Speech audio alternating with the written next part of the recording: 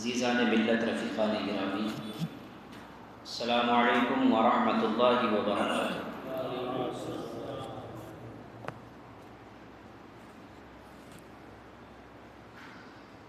الحمدللہ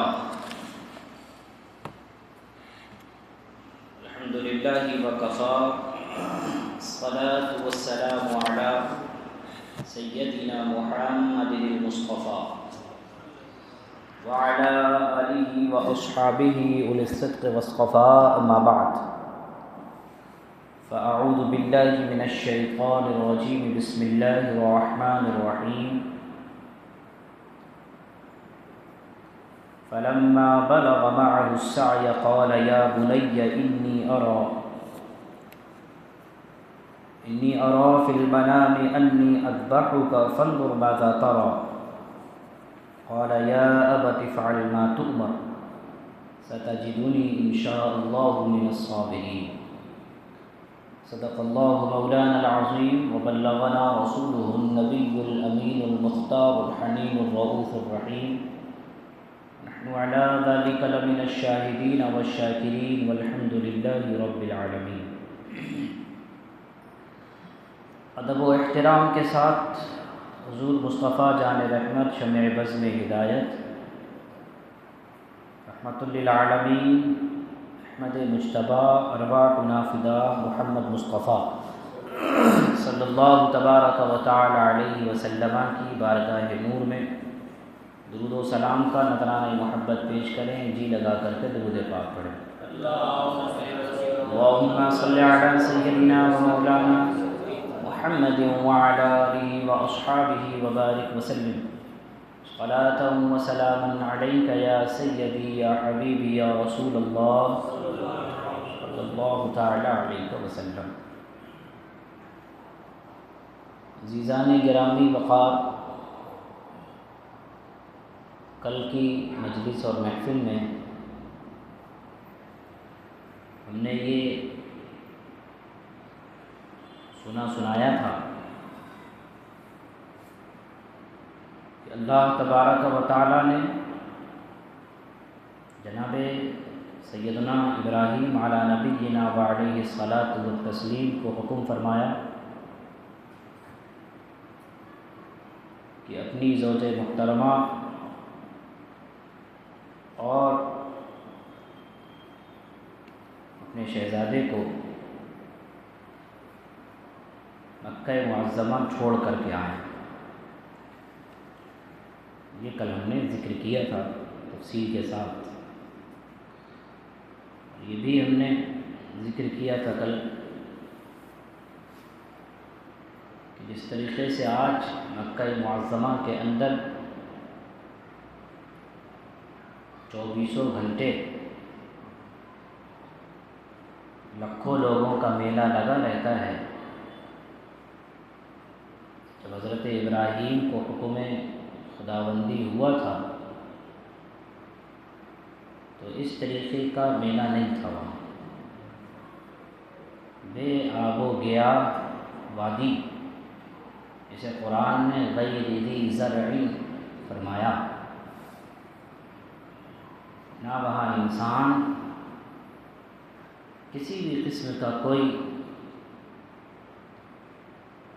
ذریعہ یا کسی بھی قسم کی کوئی چیز وہاں نہیں پائی جاتی تھی۔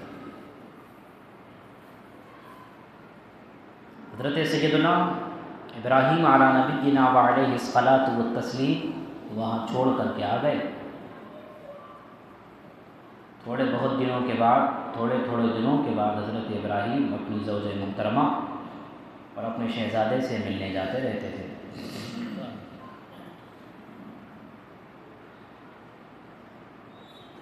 اور جب حضرت اسماعیل کی عمر تھوڑی بڑی، اپنے والد ماجد کے کام میں ہاتھ بٹانے کے قابل ہوئے تو اللہ نے فرمایا کہ اپنے بیٹے کو ہماری راہ میں قربان کر دو۔ یہ خواب میں حضرت ابراہیم نے دیکھا۔ جب حضرت سیدنا ابراہیم علی نبینا وعلیہ الصلاۃ والتسلیم نے اپنے لخت جگر سے فرمایا، بیٹے کا کیا جواب تھا یہ کل آپ نے سماعت کیا۔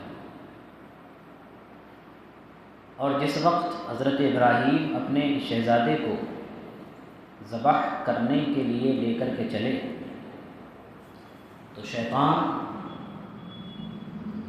ایک انسان کی شکل میں، ایک مرد کی شکل میں حضرت ہاجرہ کے پاس آیا اور کہنے لگا، کیا آپ جانتی ہیں کہ حضرت ابراہیم آپ کے صاحبزادے کو کہاں لے کر کے گئے؟ حضرت سیدتنا ہاجرہ نے فرمایا، وہ سامنے والی گھاٹی جو ہے وہاں لکڑیاں لینے کے لیے گئے۔ شیطان نے کہا، خدا کی قسم ایسا نہیں، وہ تو آپ کے بیٹے کو ذبح کرنے کے لیے لے کر کے گئے ہیں۔ حضرت سیدتنا ہاجرہ نے فرمایا، ہرگز ایسا نہیں ہو سکتا، کیونکہ وہ تو اپنے شہزادے پر بہت شفقت کرنے والے اور بڑا پیار فرمانے والے ہیں، اور باپ بیٹے کو ذبح کر دے ایسا کہیں نہیں ہوتا۔ شیطان نے کہا کہ وہ یہ سوچتے ہیں، ان کا یہ گمان ہے کہ انہیں یعنی حضرت ابراہیم کو اللہ نے حکم دیا ہے کہ اسماعیل کو ذبح کر ڈالو۔ یہ شیطان نے حضرت ہاجرہ سے کہا۔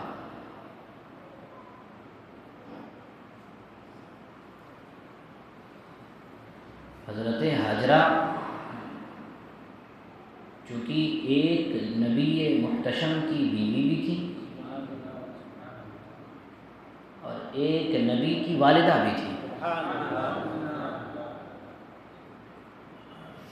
اور یہ پچھلی محفلوں مجلسوں میں ہم نے سنا تھا، اللہ تبارک و تعالیٰ کے فضل و کرم سے اس دور جہالت میں حضرت سیدتنا ہاجرہ نے اپنی عفت و پارسائی کو محفوظ رکھا تھا۔ تو جب شیطان نے یہ وسوسہ ڈالا اور پھر یہ بات کہہ دی کہ حضرت ابراہیم یہ سوچتے ہیں کہ حضرت اسماعیل کو ذبح کرنے کا اللہ کی طرف سے حکم ہے، تو حضرت ہاجرہ نے فرمایا، اگر انہیں اللہ نے حکم دیا ہے تو پھر اس سے اچھی اور کیا بات ہو سکتی ہے، اس سے بہتر اور کیا بات ہو سکتی ہے کہ وہ اپنے رب کی اطاعت و فرما برداری کریں۔ میں نے پرسوں بھی عرض کیا تھا کہ کیا زمانے کے وہ لوگ تھے، ایک عورت اپنے رب کی ذات پر بھروسہ کیسا اور اطاعت و فرما برداری کا شوق اور جذبہ دل میں کس طریقے سے امڑ امڑ کر کے باہر آیا۔ اب یہاں سے جب دیکھا شیطان کی پھٹکار پڑ گئی، یہاں بہانہ چلنے والا نہیں، حضرت اسماعیل کے پاس پہنچا اور ان سے کہا، اے لڑکے، کیا تم جانتے ہو کہ تمہارے والد تمہیں کہاں لے کر کے جا رہے ہیں؟ آپ نے فرمایا، ہم اپنے گھر والوں کے لیے اس سامنے والی گھاٹی سے لکڑیاں لینے جا رہے ہیں۔ شیطان نے کہا، خدا کی قسم ایسا نہیں ہے، وہ تمہیں ذبح کرنے لے کر کے جا رہے ہیں۔ آپ نے فرمایا، وہ اس چیز کا کیوں ارادہ کریں گے، مجھے کیوں ذبح کریں گے؟ شیطان نے کہا کہ وہ یہ سوچتے ہیں کہ رب تبارک و تعالیٰ کا حکم انہیں ملا ہے۔ حضرت اسماعیل نے فرمایا، اگر ایسا ہے کہ انہیں اللہ کا حکم ملا ہے تو اپنے رب پر انہیں حکم عمل کرنا چاہیے، اور مجھے رب کا یہ فیصلہ دل و جان سے منظور ہے۔ جب شیطان نے یہاں بھی منہ کی کھائی تو پھر اب حضرت ابراہیم کے پاس پہنچا، اب کہنے لگا، اے شیخ، آپ کہاں جا رہے ہیں؟ حضرت ابراہیم نے فرمایا، اس گھاٹی میں اپنے کسی کام سے جا رہا ہوں۔ شیطان نے کہا، اللہ کی قسم، میں سمجھتا ہوں کہ شیطان آپ کے خواب میں آیا اور اس نے آپ کو اپنا فرزند ذبح کرنے کا حکم دیا. مجھے ایسا لگتا ہے کہ آپ کو خواب میں جو 3 دن مسلسل خواب آیا وہ خواب شیطان کی طرف سے تھا. اور ہے کون؟ شیطان. شیطان کہہ رہا ہے جو آپ کو خواب آیا وہ شیطان کی طرف سے تھا، یہ اللہ کی طرف سے نہیں تھا. اس کی بات سن کر کے حضرت ابراہیم پہچان گئے. فرمایا اے دشمن خدا دور ہو جا، خدا کی قسم میں اپنے رب کے حکم کو ضرور پورا کروں گا. اور یہ بات میں نے کئی مرتبہ عرض کی ہے. اور یہ جب ہم نے محرم الحرام شریف میں یہ سلسلہ شروع کیا تھا انبیاء کرام کی سیرت کا، تو وحی کا ایک طریقہ ہم نے آپ کے سامنے ذکر کیا تھا کہ نبیوں کو وحی کس کس طریقے سے آتی ہے.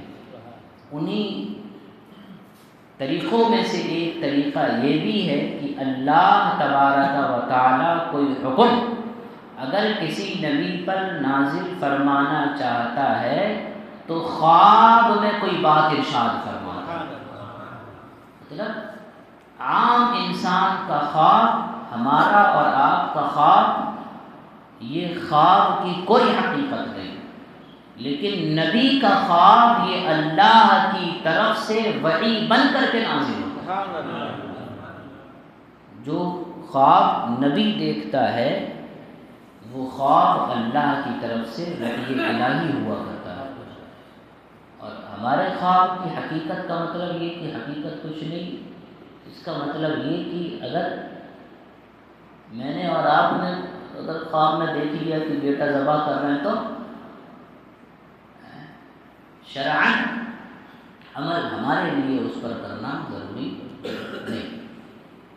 اسی وجہ سے میں نے کئی مرتبہ آپ کے سامنے ذکر کیا ہے کہ جو خواب میں مزارات آ جاتے ہیں نا، کہ فلانی جگہ مزار ہے، میں نے خواب میں دیکھا ہے، اور صبح اٹھ کر کے وہاں گنبد بنا دیا اور دھندا آوک شروع ہو. تو ایسی جگہ کیا ہوتی ہے؟ یہ دھندوں کی جگہ ہوتی ہے. اللہ والے ایسی جگہ ہمارے یہاں پہ بھی ہے. باپو صاحب ماشاء اللہ خواب میں سوئے ہوئے تھے اور خواب میں سپنا آیا، خواب آیا اور مزار بن گئے وہاں. تو ان کی شریعت کے حساب سے کوئی حقیقت نہیں، ورنہ تو ہر کسی انسان کو دوسرے دن خواب آتے رہیں گے اور آپ کا گھر بھی جو ہے قبرستان میں یا بدل جائے گا یا جو ہے مزار بن جائے گا.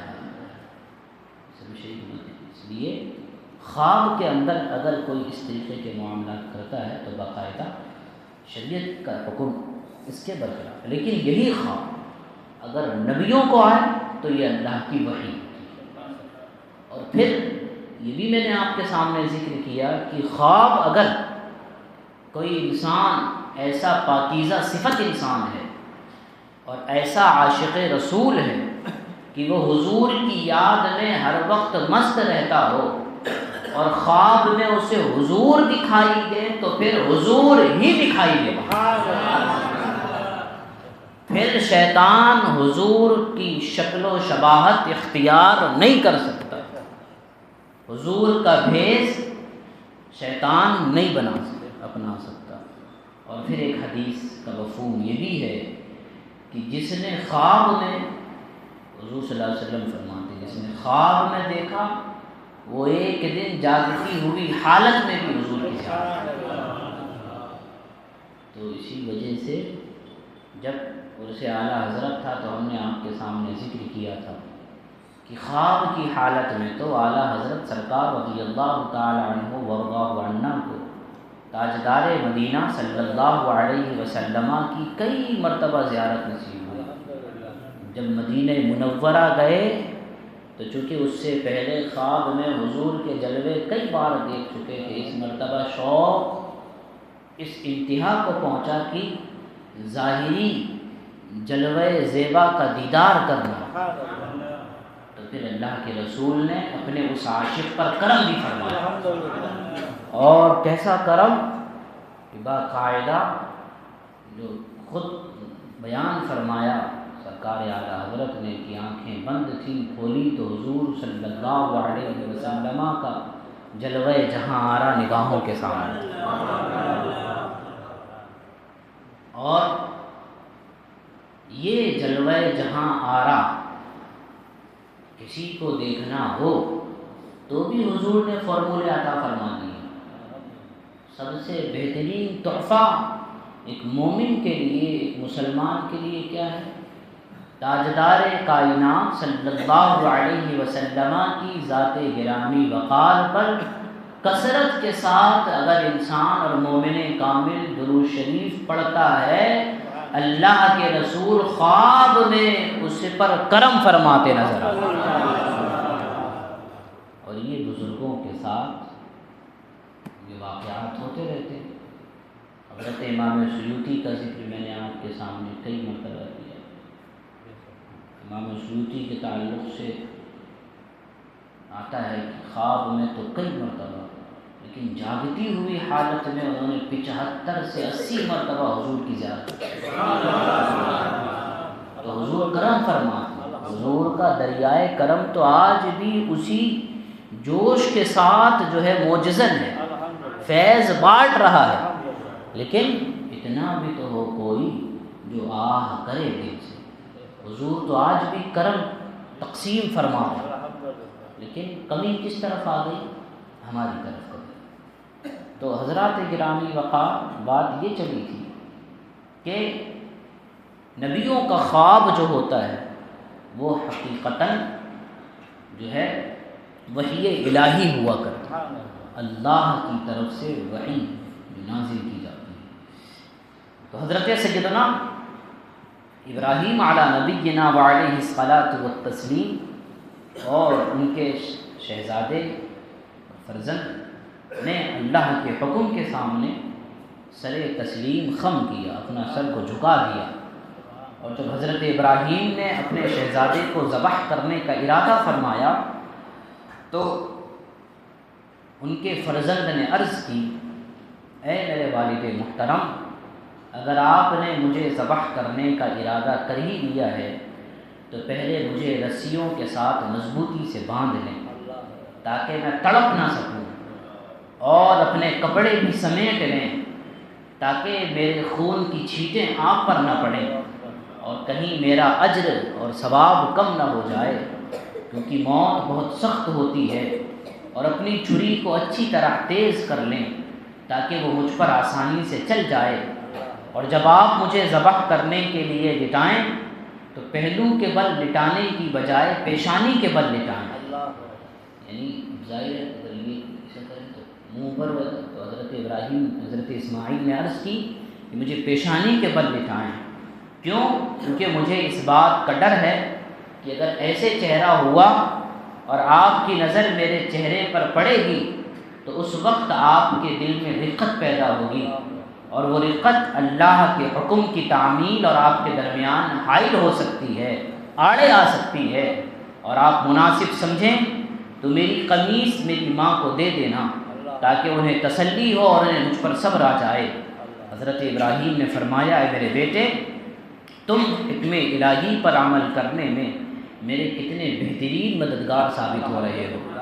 اس کے بعد جیسے شہزادے کی صاحبزادے کی خواہش کے مطابق جیسی خواہش تھی، اسے اچھی طرح شہزادے کو حضرت ابراہیم نے باندھ دیا، اپنی چھری تیز فرمائی، اپنے فرزند کو منہ کے بل لٹا کر کے ان کے چہرے سے نظر مبارک ہٹا دی، ان کے حلق پر چھری چلا دی. تو اللہ تبارک و تعالیٰ نے ان کے ہاتھ میں چھری کو پلٹ دیا. اس وقت انہیں ایک آواز دی گئی، اے ابراہیم، تم نے اپنا خواب سچ کر دکھایا اور اپنے فرزند کو ذبح کرنے کے لیے بغیر کسی چوں و چرا کے، بغیر کسی ڈرے کے تم نے اطاعت و فرما برداری میں کمال تک کی رسائی حاصل کی. بس اتنا کافی ہے، یہ ذبیحہ تمہارے بیٹے کی طرف سے فدیہ ہے، اسے ذبح کر دو.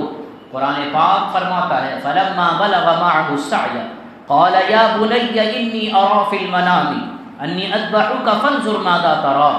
تو جب وہ شہزادہ ان کے ساتھ ایک عمر کو پہنچا تو حضرت ابراہیم نے کہا، اے میرے بیٹے، میں تجھے خواب میں ذبح کرتا ہوا دیکھ رہا ہوں، تیری کیا رائے ہے؟ بیٹے نے عرض کیا اے میرے والد آپ کر گزریے جس کا حکم دیا گیا ہے، انشاءاللہ مجھے صبر کرنے والا پائیں گے۔ فلما اسلما وتلہ للجبین، جب ان دونوں نے اپنی پیشانی ہمارے حکم پر جھکا دی، اللہ فرماتا ہے وَنَادَيْنَاهُ أَيْ يَا إِبْرَاهِيمُ، تو ہم نے آواز دی اے ابراہیم قد صدقت الرؤیا، بے شک تم نے اپنے خواب کو سچ کر دکھایا۔ اِنَّا كَذَلِكَ نَجْزِي الْمُحْسِنِينَ، بے شک ہم نیکی کرنے والوں کو ایسا ہی بدلہ عطا فرماتے ہیں۔ إِنَّ هَذَا لَهُوَ الْبَلَاءُ الْمُبِينُ وَفَدَيْنَاهُ بِذِبْحٍ عَظِيمٍ، بے شک یہ ضرور کھلی ایک آزمائش تھی، اور جس آزمائش میں جناب ابراہیم و اسماعیل بالکل کھرے اترے ہیں۔ تو حضرت ابراہیم علیہ الصلاۃ والتسلیم اور حضرت اسماعیل کے اوپر اللہ تبارک و تعالیٰ کی طرف سے جو آزمائش آئی، اس آزمائش میں جب پورے اترے، اللہ تبارک و تعالیٰ نے حضرت اسماعیل کی جگہ ایک فدیہ، ایک بڑا ذبیحہ عطا فرمایا۔ حضرت سیدنا جناب ابراہیم علی نبینا وعلیہ الصلاۃ والتسلیم نے جان کی قربانی تو پہلے دے دی تھی، نارے نمرود میں بغیر کسی ہچکچاہٹ کے کود گئے تھے۔ یہ 2-4 دن پہلے کی محفل میں آپ نے سماعت کیا تھا کہ بغیر کسی پس و پیش کے، بغیر کسی ہچکچاہٹ کے حضرت ابراہیم علی نبینا وعلیہ الصلاۃ والتسلیم نمرود کی جلائی ہوئی آگ میں چلے گئے۔ وہاں پر بھی تو جان کا ان کی طرف سے جو ہونا تھا، انسان کی طرف سے جو معاملہ ہے، وہ تو حضرت ابراہیم نے پورا کر دکھایا۔ ان کے بس میں کیا تھا کہ آگ میں چلے جانا۔ حضرت ابراہیم آگ میں تشریف لے گئے، اللہ نے کیا فرمایا یا نار کونی بردا وسلاما علی ابراہیم، اے آگ ابراہیم پر سلامتی والی ہو جا اور ٹھنڈی ہو جا۔ تو حضرات گرامی جان کا نذرانہ بھی پیش کر چکے تھے، پہلے مال کا نذرانہ بھی پیش کر چکے تھے، وطن بھی قربانی پیش کر چکے تھے، وطن بھی چھوڑ دیا، جان بھی قربان کر دی، مال بھی عطا کر دیا، اور اب اللہ کے حکم سے اپنے فرزند کو بھی قربانی کے لیے پیش کر دیا۔ ایسا شاید تاریخ میں کبھی نہ ہوا ہو کہ جس نے سب کچھ اللہ کی راہ میں قربان کر دیا۔ حضرات گرامی وقار، یہ کوئی کالا جادو نہیں تھا، آنکھوں کا دھوکہ نہیں تھا، بلکہ حقیقتاً اللہ کی راہ میں قربانی تھی۔ حضرات گرامی، حضرت ابراہیم علی نبینا وعلیہ الصلاۃ والتسلیم جب تمام امتحانوں میں پورا اترے، جس پر اللہ نے اس وجہ سے اللہ تبارک و تعالیٰ نے قرآن میں بیان فرمایا کہ حضرت ابراہیم کو لوگوں کا پیشوا اور امام بنا دیا آزمائش کی وجہ سے۔ اللہ خود فرماتا وَإِذِ ابْتَلَىٰ إِبْرَاهِيمَ رَبُّهُ بِكَلِمَاتٍ فَأَتَمَّهُنَّ، کہ جب یاد کرو ابراہیم کو اس کے رب نے چند باتوں کے ذریعے آزمایا، فَأَتَمَّهُنَّ، تو ان تمام باتوں کو ابراہیم نے پورا کیا۔ قَالَ إِنِّي جَاعِلُكَ لِلنَّاسِ إِمَامًا، تو اللہ نے فرمایا اے ابراہیم میں تمہیں لوگوں کا پیشوا بنانے والا ہوں، لوگوں کا امام و سردار بنانے والا ہوں۔ تو حضرات گرامی وقار، ان تمام آزمائشوں پر، مصیبتوں پر اللہ کی طرف سے جو بھی امتحانات لیے جاتے ہیں، اگر انسان ان باتوں پر، ان امتحانات پر، ان آزمائشوں پر پورا اترے تو اللہ کی طرف سے انعامات بھی ایسے عطا کیے جاتے ہیں۔ اور کتنا انعام، میں نے یہ 12ویں شریف کی مجالس شروع ہونے سے پہلے عرض کیا تھا، کتنا انعام حضرت ابراہیم پر کہ حضرت ابراہیم علی نبینا وعلیہ الصلاۃ والتسلیم کے علاوہ اور کوئی نبی ایسے نہیں ہیں کہ جن کا ہر نماز کے اندر، اگر قرآن کی آیتیں چھوڑ دیں تو وہ جن آیتوں میں نبیوں کا ذکر ہے ان باتوں میں نہیں، ان آیتوں کے علاوہ ہر نماز کے اندر نفل ہو، سنتیں ہوں، فرائض ہوں، واجبات ہوں، ایک مومن بندہ جب رب کی عبادت کرتا ہے، نماز پڑھتا ہے، تو جہاں اپنے آقا کو یاد کرتا ہے وہیں حضرت ابراہیم پر بھی درود و سلام بھیجا جاتا ہے۔ درود شریف کی صورت میں اللہم صلی علی سیدنا محمد وعلی آل سیدنا محمد کما صلیت علی سیدنا ابراہیم وعلی آل سیدنا ابراہیم، یعنی حضرت ابراہیم جب آزمائشوں پر پورا اترے تو اللہ تبارک و تعالیٰ نے ویسے تو سارے نبیوں کا مقام بلند فرمایا، سارے نبیوں کا نام و نشان آج تک باقی رکھا، لیکن حضرت ابراہیم کو ایک الگ شان عطا فرمائی۔ اور ان تمام وجوہات میں ایک وجہ یہ بھی علماء اور مفسرین نے بیان فرمائی کہ حضرت ابراہیم کو یہ مقام و مرتبہ اس لیے بھی عطا کیا گیا کہ بعد میں اسی پشت مبارک سے آمنہ کے لال جلوہ گری ہونے والی تھی، آمنہ کے لال کی جلوہ گری ہونے والی تھی، آمنہ کا دلارا اسی پشت مبارک سے تشریف لانے والا تھا۔ تو حضرات گرامی وقار، اس وجہ سے حضرت سیدنا ابراہیم علی نبینا وعلیہ الصلاۃ والتسلیم کو یہ مقام و مرتبہ دیا گیا۔ کچھ عرصے کے بعد حضرت سیدنا ابراہیم کو حضرت اسحاق کی بشارت عطا کی گئی۔ قرآن پاک میں ہے وَبَشَّرْنَاهُ بِإِسْحَاقَ نَبِيًّا مِّنَ الصَّالِحِينَ، اور ہم نے اسے یعنی ابراہیم کو اسحاق کی خوشخبری دی جو اللہ کے خاص قرب کے لائق بندوں میں سے ایک نبی بن کر کے آئے۔ یہ بشارت، یہ خوشخبری اللہ تبارک و تعالیٰ نے حضرت ابراہیم کو فرشتوں کے ذریعے دی گئی، اور اس کی صورت یہ بنی کہ ایک دن حضرت جناب سیدنا جبریل امین علی نبینا وعلیہ الصلاۃ والتسلیم اور کچھ فرشتے حسین نوجوانوں کی صورت میں معزز مہمان بن کر کے حضرت ابراہیم کی خدمت میں حاضر ہوئے اور سلام کہا۔ آپ علیہ الصلاۃ والتسلیم نے سلام کا جواب دیا اور دل میں سوچا کہ میں ان لوگوں سے واقف نہیں ہوں۔ سلام کے بعد حضرت ابراہیم مہمانوں کے کھانوں کا اہتمام کرنے کے لیے جلدی سے اپنے گھر تشریف لے گئے اور ایک موٹا تازہ نفیس بچھڑا کسے کہتے ہیں؟ گائے کے بچے، ہاں، بھون کر کے لے کر کے آئے اور اسے ان مہمانوں کے پاس کھانے کے لیے رکھ دیا۔ مفسرین اکرام فرماتے ہیں، یہ پہلے بھی ذکر کیا تھا کہ حضرت ابراہیم علیہ الصلاۃ والتسلیم چونکہ بہت مہمان نواز تھے، اور اتنے مہمان نواز تھے کہ جب تک ہر کھانے کے وقت کوئی مہمان کھانا نہیں کھاتا اس وقت تک آپ کھانا تناول نہیں فرماتے۔ یہاں اگر کوئی کسی دن حضرت ابراہیم کے گھر مہمان نہیں آتا تو باقاعدہ بازار میں نکل جاتے آپ، اور کسی کو بھی پکڑ کر کے جو بھی انسان دکھتا اسے گھر تشریف لے آتے۔ یہ اس شان کے ساتھ، اس اہتمام کے ساتھ مہمان نوازی کی ابتدا اور شروعات حضرت ابراہیم نے فرمائی ہے۔ اور آج دیکھ لیجیے، ہم بھی حضرت ابراہیم کے ماننے والے ہیں، آج ہماری شکلوں پر 12 بج جاتے، کوئی مہمان آتا ہے آنے سے پہلے اس کے جانے کی فکر پہ ہو جاتی ہے، کتنے دن رکے گا، یہ کتنے دن رکے گا، کتنے دن کیا ہوگا، یہ سب ٹوٹل لگا لیتے۔ مہمان اپنا رزق اپنے ساتھ لے کر کے آئے۔ ایک روایت میں یہاں تک آیا کہ مہمان جب کسی کے گھر میں آتا ہے اور جب جاتا ہے تو صاحب خانہ یعنی گھر والے کے گناہوں کو معاف کروا کر کے جاتا ہے۔ مہمان کا آنا یہ گناہوں کی مغفرت کا سبب ہے، بخشش کا سبب ہے۔ اس لیے کوشش کیا کریں مہمان نوازی کرنے کی۔ مہمان نہ آیا کریں تو مہمان بنا لیا کریں، آپ کو مہمان مل جائیں گے۔ مسجدوں میں دیکھیں آپ کو مہمان مل جائیں گے۔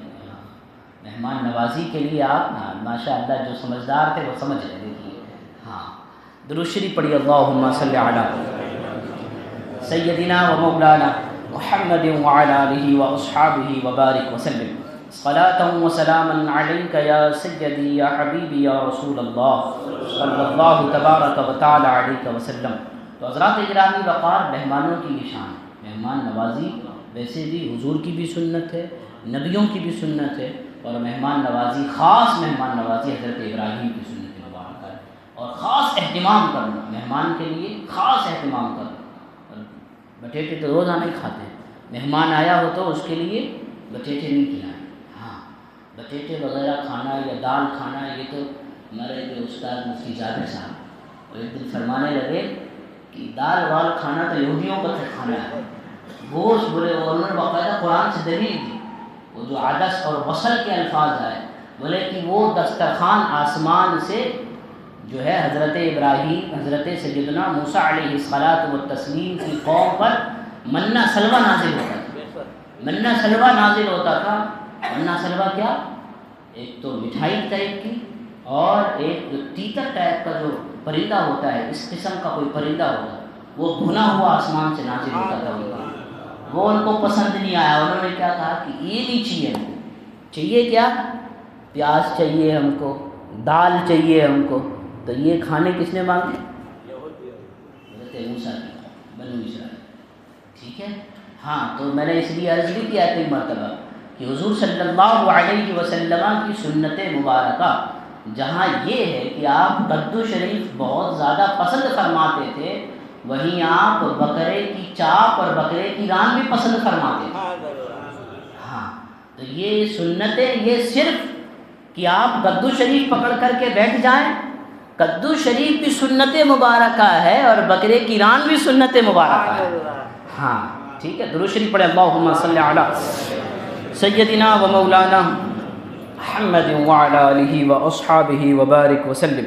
صلاۃ و سلام علیک یا رسول اللہ صلی اللہ تعالی علیہ وسلم.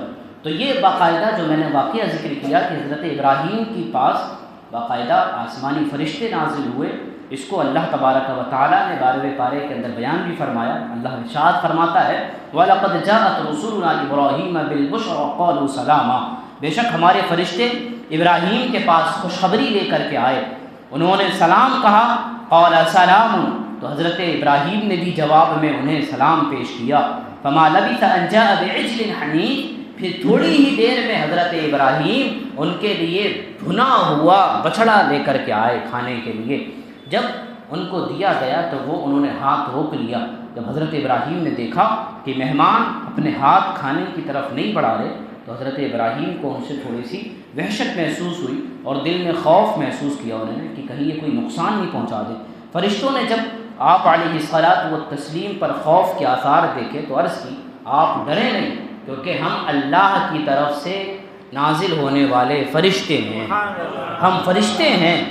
اور حضرت لوط علیہ الصلاۃ والتسلیم کا میں نے 2 دن پہلے ذکر کیا تھا، رشتے میں حضرت ابراہیم کے بھتیجے ہوتے ہیں حضرت لوط علیہ السلام. اور جب حضرت ابراہیم علیہ الصلاۃ والتسلیم نار نمرود سے باہر تشریف لائے تھے تو ان کی سب سے پہلی تصدیق کرنے والے حضرت لوط علیہ السلام تھے.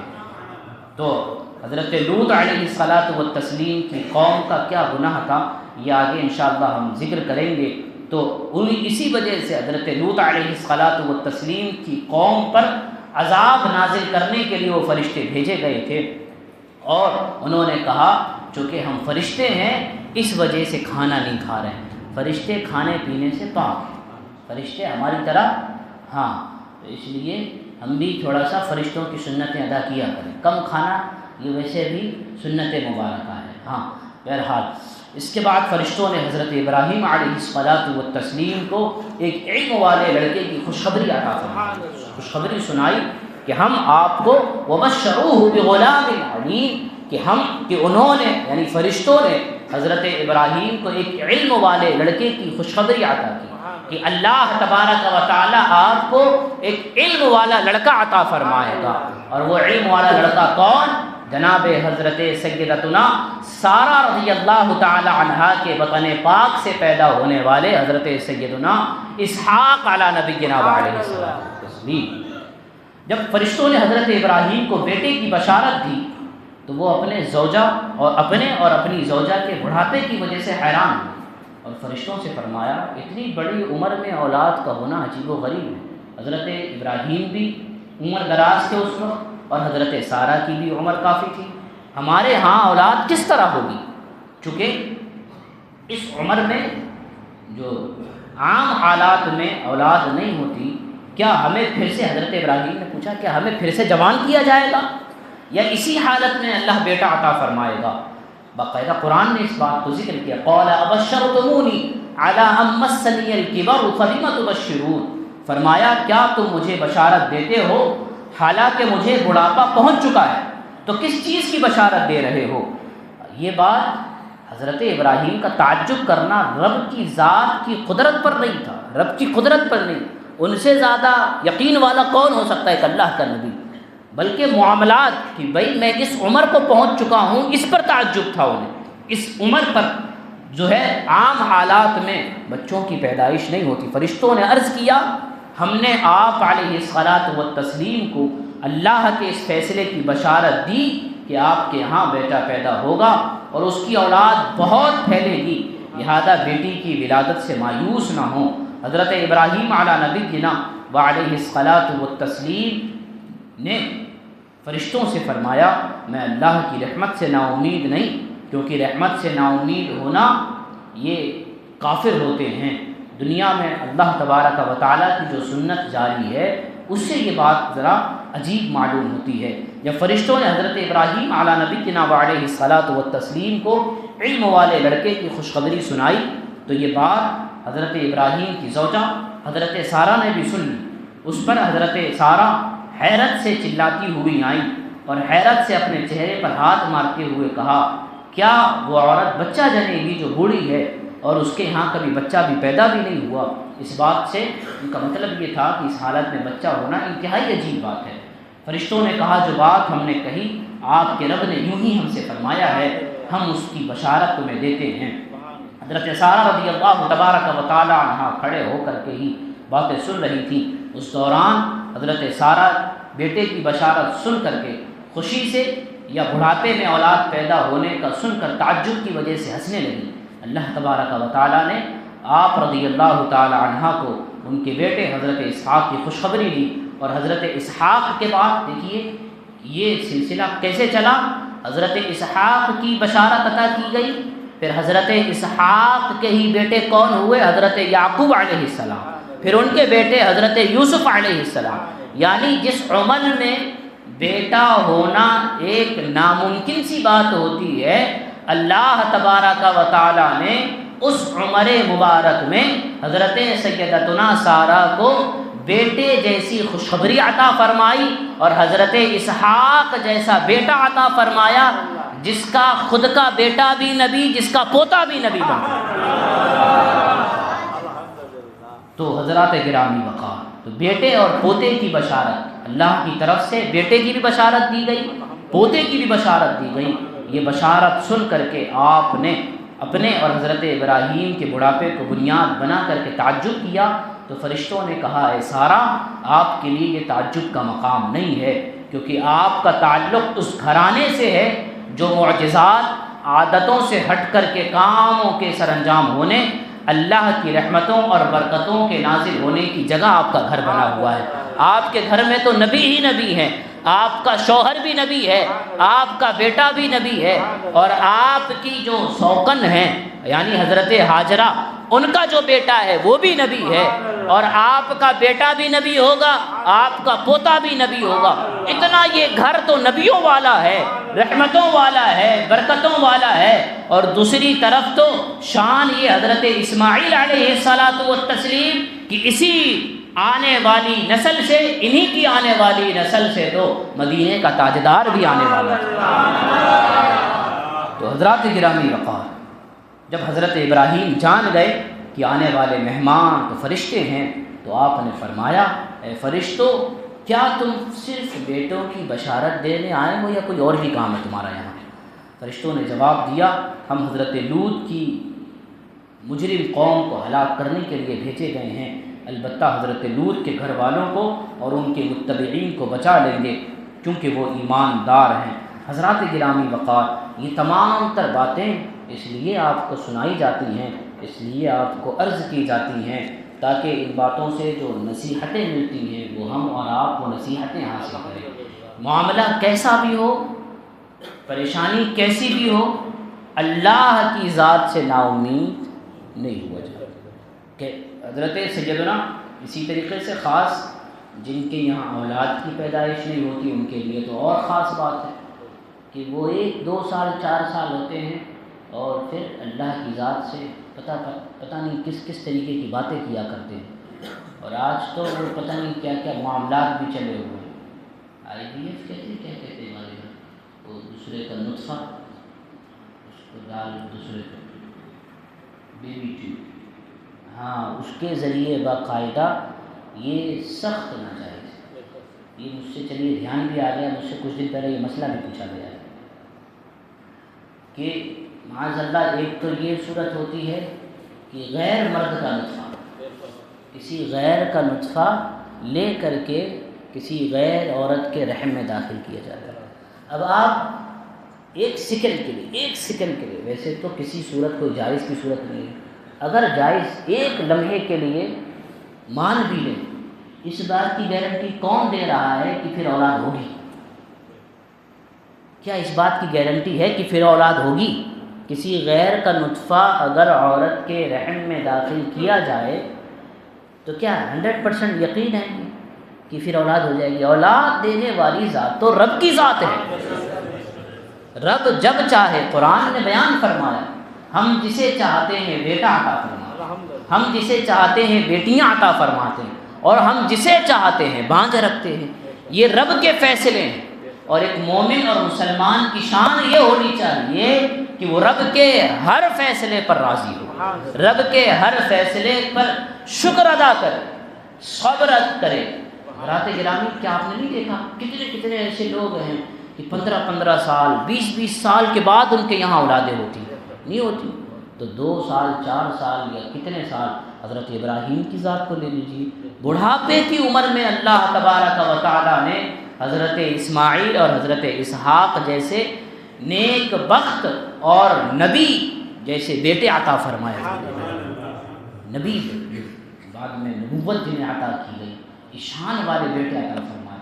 تو اللہ کی ذات سے نا امید ہونا یہ مسلمانوں کا کام ہے، یہ کافر ہوتے۔ لا تقنطوا من رحمت اللہ ولا تیأسوا من رحمت اللہ انہ لا ییأس من رحمت اللہ الا القوم الکافرون۔ قرآن میں کہ اللہ کی رحمت سے نا امید یا مایوس کون ہوتا ہے؟ کافر ہوا کرتے ہیں۔ الحمدللہ ہم تو مسلمان ہیں، حضور کے ماننے والے ہیں، حضور کے غلام ہیں۔ ہمارے لیے رول ماڈل کتنے لوگ ہیں، صبر دیکھیں، شکر دیکھیں، تو بہت کہیں اور نہیں جائیں، حضرت امام علی مقام قدر پاکی پکڑ لیں، امام حسین رضی اللہ تبارک و تعالی عنہ کی صبر کے امتحان لیے گئے، صبر آزمائشیں ان پر نازل کی گئی، لیکن وہ ایک کوہ ہمالیہ کی طرح، چٹان کی طرح مضبوطی کے ساتھ کھڑے رہے، اور ہر آزمائش پر صرف صبر نہیں کیا بلکہ آزمائش پر صبر کے ساتھ شکر ادا کیا رب کا۔ تو یہ تو کسی کے نصیب میں یہ فیصلے ہوتے ہیں کہ اللہ جسے چاہتا ہے چنتا ہے آزمائش کے لیے۔ جو ہے پریشانیاں یا مصیبتیں یا آفتیں نازل ہوتی ہیں تاکہ بندہ مومن ان آزمائشوں پر، ان مصیبتوں پر کھرا اترے، اور اگر کھرا اترتا ہے تو اگر کوئی گنہگار ہو اللہ اس مصیبت کی وجہ سے اس کے گناہوں کی معافی فرماتا ہے، اور اگر نیکوکار ہے وہ بندہ اور ان مصائب پر، ان مصیبتوں پر، ان پریشانیوں پر، ان آزمائشوں پر اگر صبر کرتا ہے تو اللہ اس کے درجات میں بلندیاں عطا فرماتا ہے۔ تو حضرات گرامی وقار، اس لیے یہ جتنے بھی واقعات قرآن مقدس کے اندر اللہ تبارک و تعالیٰ نے نبیوں کے بیان فرمائے، وہاں یہ آخر میں یہ بیان فرمائے لآیات لقوم یؤمنون، یہ مومنوں کے لیے نشانیاں ہیں ان واقعات کے اندر، مومنوں کے لیے نشانیاں ہیں ان تمام واقعات کے اندر۔ حضرات گرامی وقار، مومن جو ہے وہ ان واقعات کو دیکھ کر کے ایمان لے کر، اور ان واقعات کو پڑھ کر کے، سن کر کے اس کا ایمان اور تازہ ہوتا ہے، اور جلا بخشی جاتی ہے اس کے ایمان کو، اور ایمان میں تازگی پیدا ہوتی ہے۔ اس لیے حضرات گرامی وقار، ہمارے اور آپ کے لیے اگر مصیبتیں نازل ہوں، پریشانیاں ہوں، میں نے آپ کو بتا دیا راستہ صرف ایک ہے، وہ رب کی بارگاہ ہے۔ رب کی بارگاہ کو چھوڑ کر آپ در بدر کی ٹھوکریں کھاتے رہو گے، آپ کو کہیں کچھ نہیں ملنے والا۔ اور اگر رب کی بارگاہ کو مضبوطی کے ساتھ آپ نے پکڑ لیا، اللہ تبارک و تعالی تمام مصیبتوں کو آسانی میں بدل دے گا، تمام مشکلات کا حل عطا فرمائے گا۔ بھائی جب مشکلیں اس کی طرف سے آتی ہیں تو حل بھی تو وہی عطا فرمائے گا، آسانیاں بھی تو وہی عطا فرمائے گا۔ اس لیے حضرات گرامی وقار، پریشان ہونے کی ضرورت مسلمان کو نہیں، مسلمان پریشان نہیں ہوتا، مسلمان کسی بھی حال میں پریشان نہیں ہوتا ہے، مسلمان ہر حال میں اپنے رب کی رضا پہ راضی رہتا ہے۔ مسلمان ہر حال میں شاکر رہتا ہے، صابر رہتا ہے، ہر حال میں راضی رہتا ہے، اور رب پر راضی رہے تو اللہ تبارک و تعالیٰ اس پر انعام کی بارشیں نازل کرتا ہے۔ اللہ تبارک و تعالیٰ ان کلمات خیر کو اپنی بارگاہ میں قبول فرمائے۔ رب لم یزل ہمیں بولنے سننے سے زیادہ عمل کی توفیق عطا فرمائے، آمین یا رب العالمین۔ دوپہر میں تو ہمارے مولانا صاحب کا چندہ ہو گیا، اور جو لوگ باقی ہوں کس کام کے لیے میں نے آپ کو بتایا تھا، یہ ایسا زبردست اور بڑا کام ہے کہ ہم سب کی طرف سے یہ فریضہ ادا کر رہے ہیں، آپ فرض کفایہ کے لیجیے۔ یہ چلے اچھا ہے، بہت تشویش کی نگاہوں سے ہمارے عرفان بھائی مجھے دیکھ رہے ہیں کہ آخر کیوں آئے، میں بیان کر دوں کیوں آئے۔ جمعہ میں نے چونکہ بیان کیا تھا، اور ہاں میں تو آپ کی دکان پر بھی گیا تھا، آپ کی دکان بند تھی ماشاء اللہ۔ چلیے، تو یہ ماشاء اللہ مصر کے اندر، ایجپٹ کے اندر ایک فاؤنڈیشن ہے، ان کی خود کی، بریلی شریف کے رہنے والے ہیں، ان کی فاؤنڈیشن مصر کے اندر وہ رجسٹرڈ ہے۔ ہندوستان کے جو علماء جو دین کا کام کر چکے ہیں، پرانے یا کر رہے ہیں زمانے کا نیا کام، اس کو عربی میں پیش کر کے عرب علماء کے سامنے ہندوستان کے علماء کا کام پیش کر رہے ہیں کہ بھئی ہمارے ہندوستان کے علماء کسی سے کم نہیں ہے دین کی خدمت کرنے۔ تو یہ اتنا بڑا کام ہے کہ ایک جلد ان کی جو چھپ رہی ہے، وہ ایک بھاگ جو چھپے گا وہ 1000 تعداد میں چھپے گا، جس کا بجٹ 3 لاکھ روپے، اور وہ پورا کام سیدی سرکار اعلیٰ حضرت کا فتاوی رضویہ کا 32 جلدوں کا پورا کام آپ لگا لیجئے۔ ایک جلد چھپے گی 3 لاکھ میں، 1000 پیس، تو 32 جلدیں کتنے ہوں گی؟ تقریباً 1 کروڑ روپے۔ 1 کروڑ روپے کا بجٹ ہے ان کا ماشاءاللہ۔ اور یہ ہماری تو خوش بختی ہے کہ ہمارے پاس آئے، اللہ و رسول کی طرف سے یہ بھیجے گئے ہمارے لیے کہ آپ کی جیب سے کچھ نکلے۔ 1500 سالہ جشن ولادت مصطفیٰ کے موقع پر حضور کے نام پر میں نے آپ کو بتایا تھا جمعہ شریف کے بیان میں کہ جو ہے لوگ، میں کہتا ہوں تو لوگ بہت برا لگتا ہے لوگوں کو، یہ بات بہت خراب لگتی ہے کہ نیاز کھائے اور 1-2 گھنٹے میں فری۔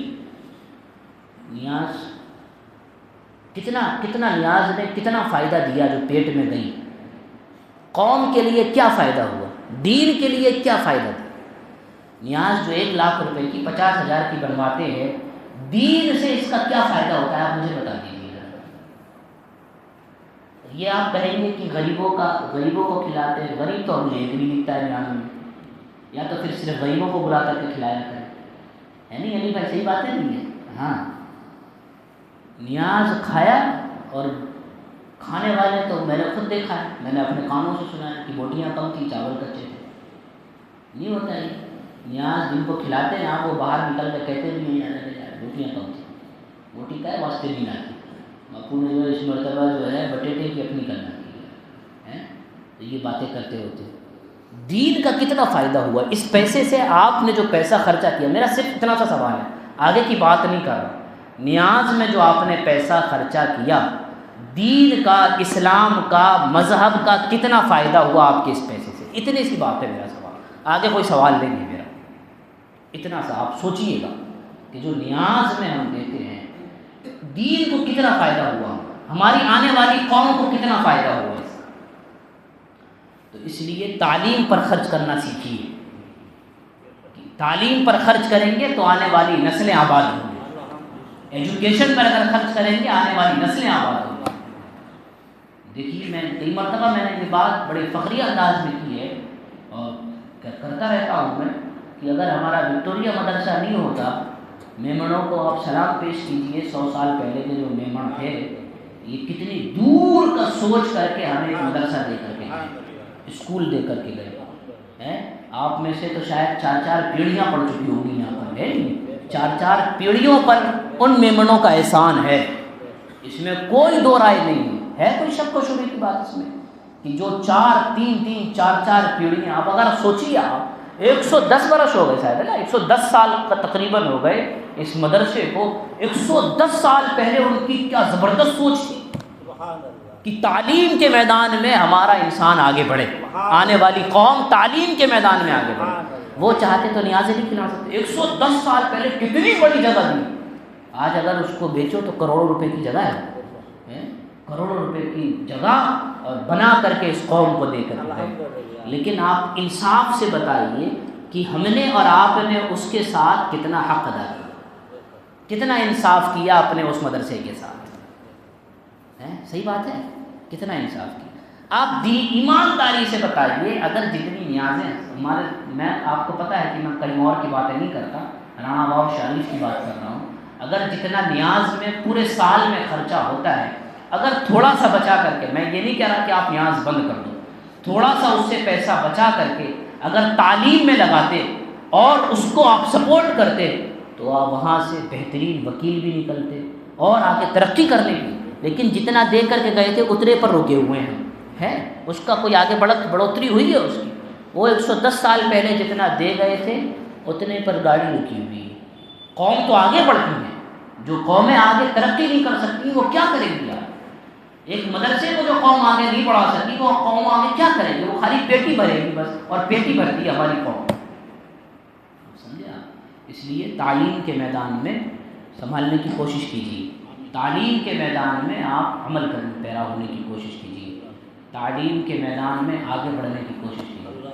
تعلیم اگر ہوگی تو نئی نسلیں جو ہماری آنے والی ہیں یہ بہکیں گی نہیں، یہ دوسری راہوں پہ نہیں جائیں گی۔ علم ہوگا تو غلط راہوں پر نہیں جائے گا انسان، علم نہیں ہوتا ہے تو شیطان پھر چابی بھرتا ہے نا، جدھر چاہتا ہے شیطان گھماتا ہے، لیکن علم روشنی دیتا ہے، علم شیطان سے بچاتا ہے۔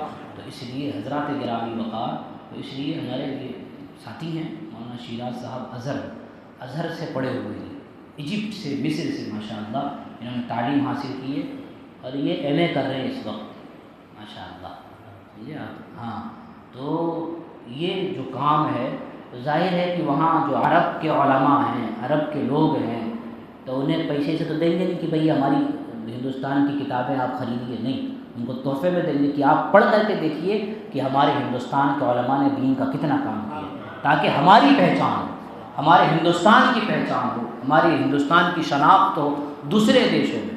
یہ صرف عرب کے ہی نہیں بلکہ پوری دنیا میں یہ ماشاءاللہ کام کر رہے ہیں، تو اس لیے ان کا سپورٹ یہ قیامت تک کے لیے سپورٹ ہے۔ میں یہ بہت ذمہ داری سے بات کر رہا ہوں، اس لیے جو لوگ باقی رہ گئے ہیں نا، 100 روپے میں کام نہیں چلے گا، 100 روپے دینا ہو تو پھر کیا؟ نیاز میں تو آپ کی جیب سے 100 روپے نہیں نکلتے، نیاز میں تو بڑا لمبا نوٹ نکلتا ہے۔ تو میں نے آپ کو بتایا تھا کتابیں پڑھنے کا ثواب کتنا ہے، کتاب خرید کر کے کسی کو دیں گے، جو پڑھے گا اس کا بھی ثواب آپ کو، جو اس پر عمل کرے گا اس کا بھی ثواب، اور قیامت تک آپ کا نامہ اعمال میں ثواب لکھتا جاتا ہے۔ تو اللہ تبارک و تعالی ہماری سوچ درست فرمائے، ہمیں صحیح سمت سمجھنے کی اور سوچنے کی توفیق عطا فرمائے، آمین یا رب العالمین۔ ماشاءاللہ نیاز کا آج تو اہتمام ہے، کل بھی نیاز کا اہتمام ہے، ہاں ماشاءاللہ، دیکھیے سبحان اللہ، کل بھی نیاز کا اہتمام ہے، ٹھیک ہے، کل بھی آپ کا کیا ہے، نیاز کا اہتمام ہے آپ کی مسجد میں۔ تو کل بھی جس طریقے سے آج آپ تشریف لائے ہوں گے ویسے ہی کل بھی تشریف لائیے گا۔ اللہ تبارک و تعالی آپ کو سلامت رکھے، خیر خیریت سے رکھے، آمین یا رب العالمین۔ السلام علیکم ورحمۃ اللہ۔ محمد صلی اللہ علیہ وسلم۔